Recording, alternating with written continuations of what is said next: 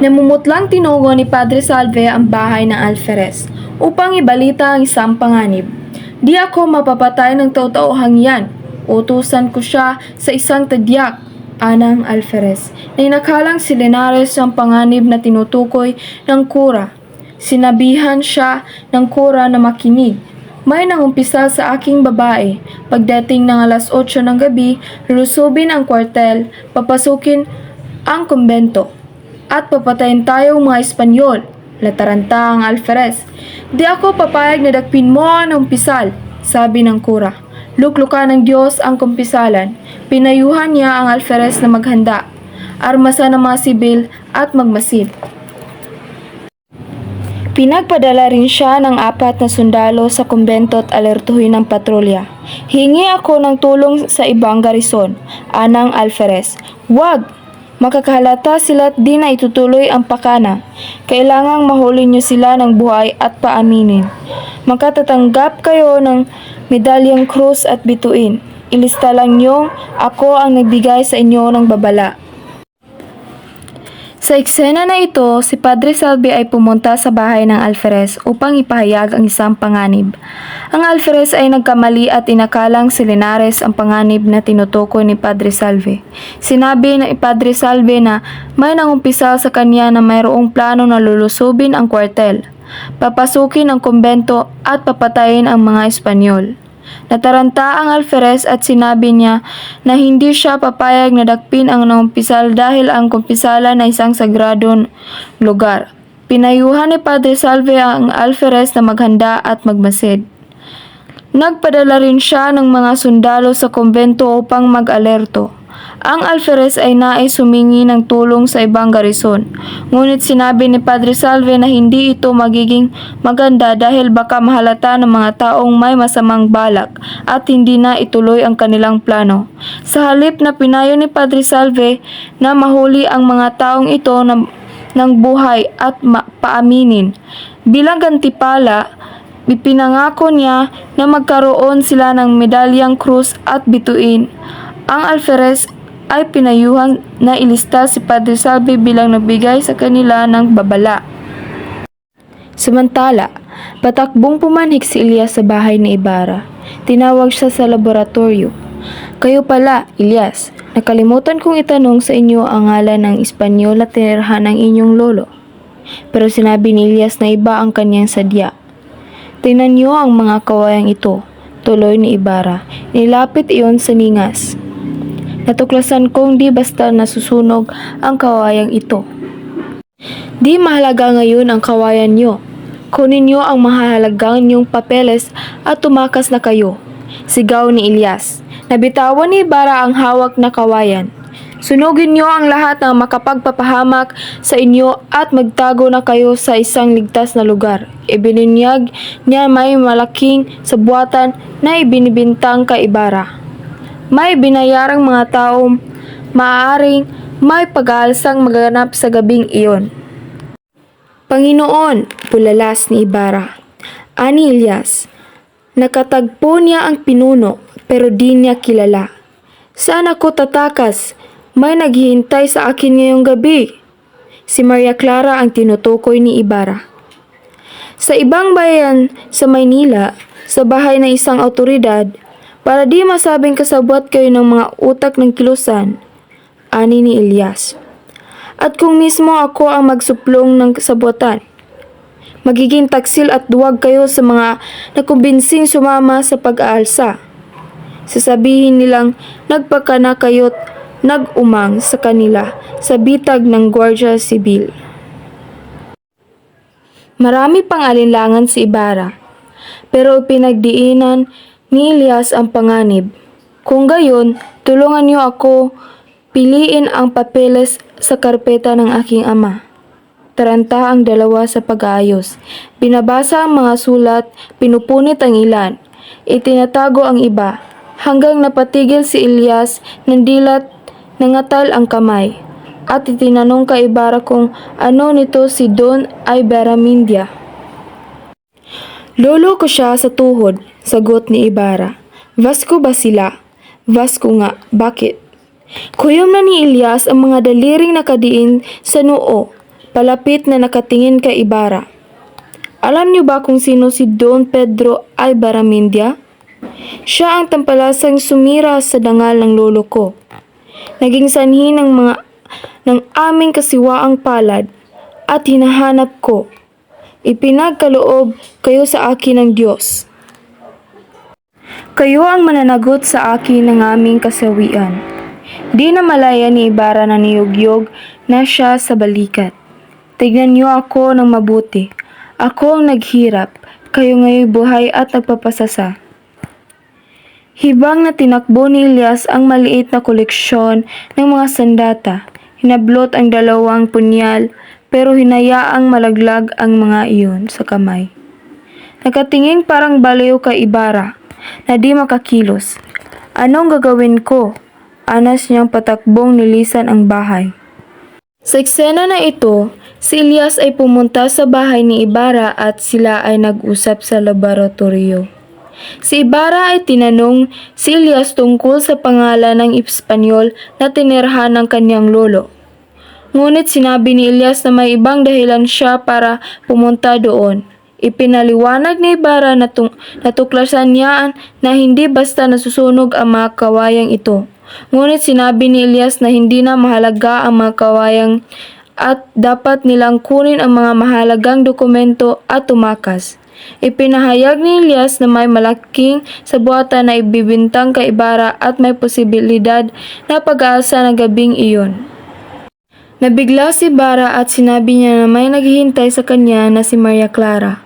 Sinabi ni Elias na dapat siyang tumakas sa ibang bayan sa Maynila at manatili sa bahay ng isang awtoridad upang hindi masabing kasabot siya ng mga revolusyonaryo. Sinabi ni Elias na kung siya mismo ang magsusumbong sa kasabuatan, ituturing siyang taksil at duwag ng mga taong naniwala sa pag-aalsa. Sa kabila ng ilang anilangan, pinagtibay ni Elias ang panganib na kinakaharap nila. Nagtulungan silang dalawa na pumili ng mga mahalagang dokumento sa karpeta ng ama ni Ibarra. Habang nag-aayos biglang napahinto si Elias at nagtanong kay Ibarra kung sino si Don Pedro Ibaramendia. Ito ay dahil ang lolo ni Elias ay si Don Pedro Ibaramendia at siya ang naging sanhi ng kanilang kasawian. Sa pagkakataong ito, si Elias ay nagalit at sinabing si Ibarra ang mananagot sa kanilang kasawian. Hindi napansin ni Ibarra na siya ang hinahampas na si Elias sa balikat. Sa huli, tumakbo palayo si Elias na dala ang mga sandata at iniwan si Ibarra na hindi makagalaw. Naghahapunan sina Kapitan Tiago, Linares at Tia Isabel. Nasa may piano ang walang ganang si Maria Clara kasama si Sinang. Palakad-lakad sa sala si Padre Salve. Alas 8 pa aalis ang multong yan. Umiibig kasi siya gaya ni Linares. Sabi ni Sinang na ikinahindik ni Maria Clara. May darating pa naman mamayang alas 8. 8 ulit na tumunog ang kampana. Namanguna si Padre Salve sa pagdarasal. Mahina at nanginginig ang tinig nito. Lugsa ang mukhang dumating si Ibarra.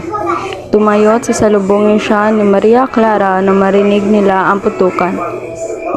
Nagtago ang kura, nagputukan uli sa gawin ang kumbento, kasunod ang sigaw at takbuhan. Tulisan! Tulisan! Sigawan nila. Umiiyak na lumuhod si Tia Isabel, nagdasal ng Kyrie eleison. Hawak ni Kapitan Tiago ang tinidor na may atay ng manok na inalay niya sa Birhen ng Antipolo.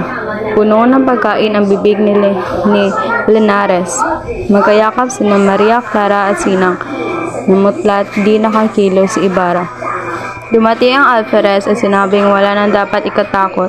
Nanaog ang namumutlang si Padre Salve na nag-utos na pumasok sina Maria Clara sa kwarto ni Tia Isabel. Agad na nilisan ni Ibarra ang bahay.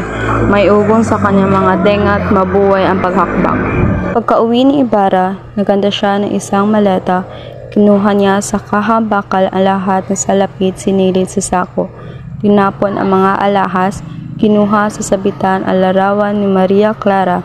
saka kinuha ang isang punyal at 2 revolver. 3 kabog ang narinig. Buksan ang pinto sa ngalan ng hari. Si Ibarra ang nabukas ng pinto. Agad siyang sinunggaban ng 2 gwardiya sibil. Nagtanong siya kung bakit siya dinarakip. Sabihin sa inyo sa kwartel, sagot ng isa. Di namin kayo gagapusin kung mangangako kayong di tatakas. Sumama si Ibarra sa kanila. Nang lisanin ni Elias ang bahay ni Ibarra, tulala siyang tumakbo. Napagawi sa gubat pagkatawid sa mga bukid. Akala'y sinusundan siya ng galit na anino ng kaniyang mga ninuno. Nakikita niya sa bawat sanga ng mga puno ang nakakikilabot na anyo na dumudugong ulo ni balat sa isang buslo. Parang nasasagi ng kaniyang mga paa ang nabubulok na bangkay ng isang magandang babae. Parang sinisagawan siya ng mga ito. Duwag! Duwag! Patakbong binaybay ni Elias ang pangpang ng lawa. Pero para nakikita niyang lulutang-lutang, sinasaklot ng mga alon ang anino ng kanyang kapatid. Duguan ang dibdib at pinapaspas ng hangin ng nakalugay nitong buhok. Lumusong siya sa tubig hanggang dibdib. Biglang nakarinig siya ng alingaw-ngaw ng mga putok ng baril. Nawala ang mga anino. Umahon siya at pumunta sa bayan. Walang tao sa mga lansangan. Sarado ang mga bahay. Sa harap ng bahay ni Ibarra, narinig niya ang mga utosang nag-uusap tungkol sa pagkakadakip sa binata. Lumigid siya, umakyat sa bintana at pinasok ang laboratorio. May sindi pa ang naiwang kandila. Nakita niya ang mga aklat, papeles, armas, at sansakong salapit alahas. Babaon sana niya ang mga ito. Pero nang matanaw ang paparating ng mga gwardiya sibil, tinapon niya ang mga damit at papeles sa gitna ng silid. Binuhusan ng langis mula sa lampara, saka sinunog. Nigkis niya sa baywang ng mga sandata. Isinilid pati larawan ni Maria Clara sa sako kung saan nilikay ni Ibarra ang lahat ng kaniyang mga salapit alahas. Saka tumalon sa bintana. Ginihiba na noon ang mga gwardiya sibil ang pinto. Sinasabi ng mga utusan na kukumpiskahin na ang mga papeles ni Ibarra at ang makaakyat sila, kumakalat na ang apoy. Sunog! Sunog! Sigawan ng lahat. Nilamon na ang apoy ang buong bahay. Pagsapit ng umaga, sumunga sa kani-kanilang bintana ang mga kapitbahay. Iba't ibang kwento ang nabuo, buhat sa kaguluhan sa nagdaang gabi. Kagabi pa ipinagtapat ni Bruno na dinamdam ni Don Crisostomo nang mabalitang pinagkakasal ni Kapitan Tiago, ang anak sa binatang Espanyol. Sabi ng isang lalaki kay Hermana Puti, ibig magiganti kaya ipinalasakay ang kwartel at kumbento. Gusto ipapatay ang lahat ng Espanyol. Sinunog ang Gwardiya Sibil ang bahay ni Don Crisostomo. Ibinilanggong lahat na ang mga utusan ni Ibarra. Dumating ang isang utusan. Nagbalitang may nagbati sa hardin ng kapitbahay. Pinabawalan ang Hermana ang kanyang asawang puntahan ang bangkay. Ngunit lumarga pa rin ito. Nadata nilang nakapitin sa sanga ng punong santol ang isang bangkay. Naninigas na ang mga paa at kamay nito. May mantsa sa damit at bali sa liig. Nakilala ito ng mga babae dahil sa pilat sa mukha. Siya si Lucas. Dumating na ang mga Cordelio at inilagay ito sa anggarilya. Isang taga-bukid ang nakasalakot ang lumipat sa bangkay. Napansin niyang kasing itim ang buong katawan ang mukha. May mga pasat galos, pati ang amosekong nakadikit hanggang sa kwelyo. Nagtungo ang magbubukid sa kumbento pero tulog pa raw ang hinahanap na sakristan mayor. Naghintay siya sa malapit. Nang malaglag sa kamay niya ang isang barya, hinanap niya iyon sa ilalim ng silyo ng sakristan mayor. Napansin niya ang mga amorseko sa manggas at sa lawal ng natutulog. Nagising ito at nagalit sa kanya. Magpapamisa po sana ako para sa isang lalaking malapit na mamatay, sabi niya, pero ayon sa sakristan mayor, tapos na ang lahat ng misa. Nilisan ng mga magbubukid ang sakristiya. Nahuli ko sana siya kagabi. Buntong hininga niya, at nang mag-alis ng tapal, ay nalantad na siya si Elias. Ang kabanatang ito ay nagpapaliwanag na walang lihim ang hindi nabubunyag. Pilit man nating itago ang lahat, ngunit nabubunyag pa din ito pagdating ng panahon. Katulad na lang na nangyari kina Elias at Ibarra. At nagpapakita din ito ng hayagang sabuatan ng simbahan at pamahalaan. May mga oras man na nagkaroon sila ng pagkakaunawaan, ngunit lagi na lang ang pagkakampihan kung ang pag-uusapan ay ang kapakanan ng Espanya ang pinag-uusapan at kung ito ay nasa bingkit ng kapahamakan at nagkakaisa ang pamahalaan at simbahan sa isang layunin na panatiling sakop nila ang Pilipinas at proteksyonan ang kanilang mga interes at mga pakinabang. Malakad-lakad sa harapan ng tribunal ang isang gwardya sibil. Nakahamba ang pulat na nagbaril sa sinumang mga hasablehas. Huling dumating ang kurap pumupo sa luklukan na para sana sa malungkot na gobernador Silio. Wala nang dumating na may ranggo. Kaya, iniutos ng alferez sa kulungan ang dalawang bilanggo upang simulan ang pag-uusig. Sa malamlam na kandila, nabanaagan ang mga nakaupo ng piitan. Isinakaw ang paa sa mga bilanggo sa butas na may dalawang pagitan. Iniharap ni Tersilio ito ang buong tapang na nanlaban at mag-utos sa mga kasamaan at lumakas, deklara ng alferez. Kasunod nito, ang isang pipilay-pihay na may bahid ng dugo ang pantalon. Maawa na kayo, senyor.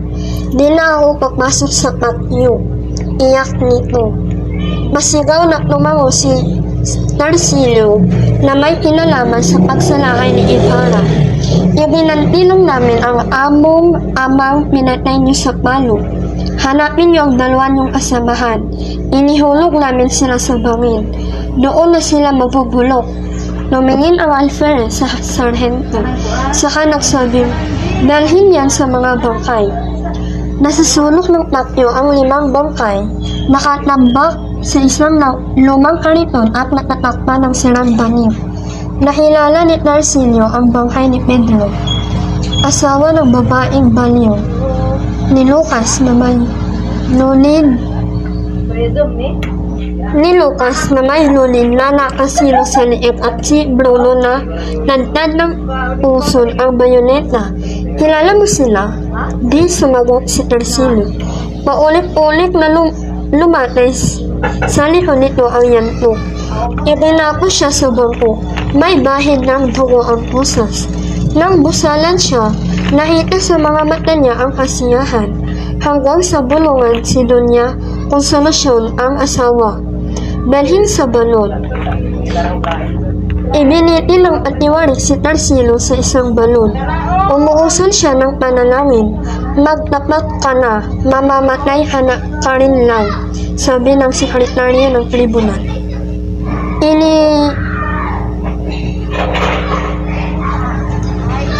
Inalis ang busal ni Tersilio. Inilubog siya sa tubig. Binilang ng alferez sa rilo ang mga segundo. Itaas, lumitaw ang mukhang nangingitim at mga tapang nagturugo. Magtapat ka na, inilubog uli ang ulo. Itinaas uli, wala pa rin. Nang ilubog, naglitawan ang mga bulan sa tubig. Nang itaas, puti na ang mga mata niya. Lumabas sa bibig ang maburak na tubig na may habid na ng dugo. Kahit humilip ang hangin, hindi ito bilinaw. Nanatiling tahimik lamang. Nanginig ang isang pangbilanggo.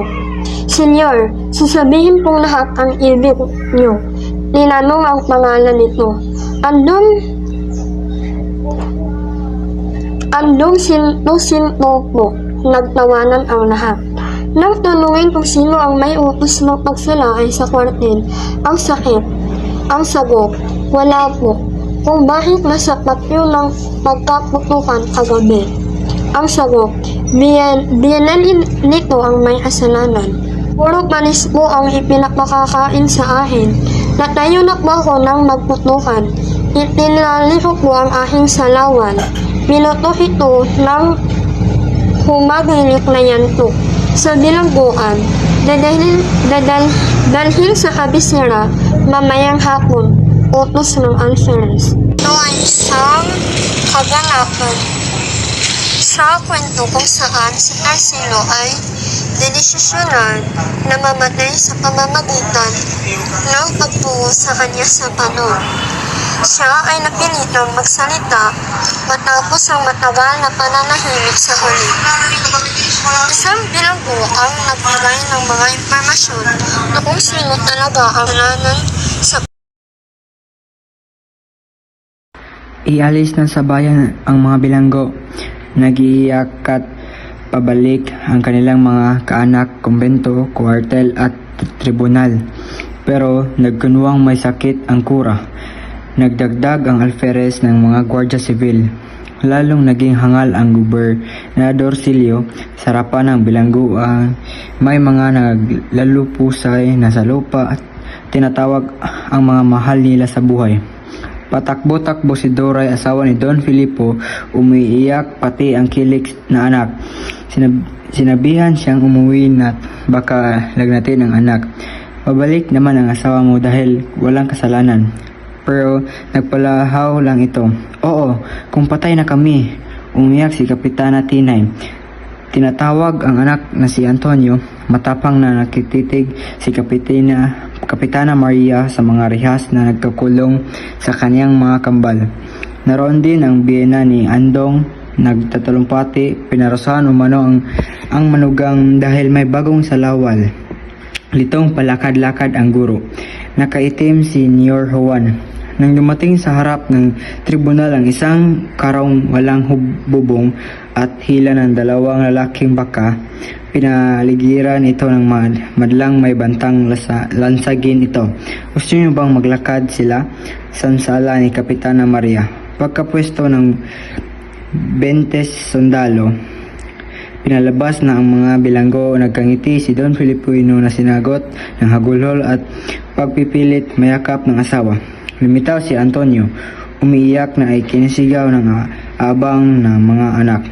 Napaiyak din si Andong nang makita ang biyanang sanhi ng kanyang kapahamakan.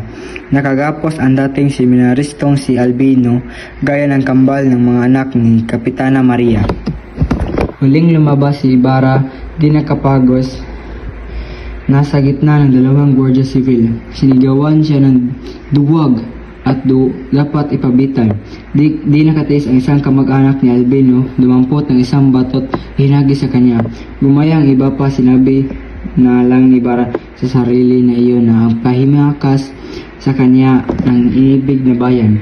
Nakatungo, luminaw sa kanyang isip ang isang taong hinaghugupit sa mga kalye sa Manila. Ang matandang babaeng namatay nang makita ang ulo ng anak sa isang bulslo, pati na ang buhay ni Elias.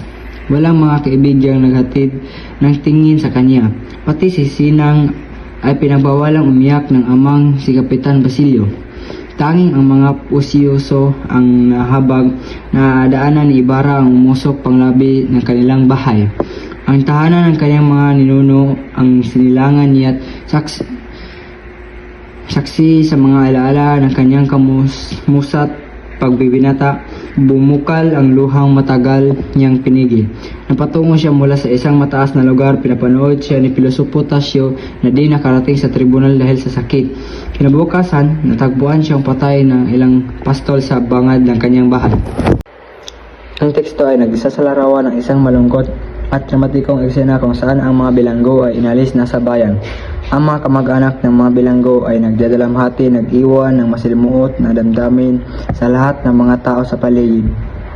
Ang mga tao sa bayan tulad ng Cora, Alferez at Gobernador Silio ay nagpapakita ng iba't ibang reaksyon. Ang iba ay nagpapakita ng takot, ang iba naman ay nagpapakita ng kalituhan o kalawang kamalayan sa sitwasyon.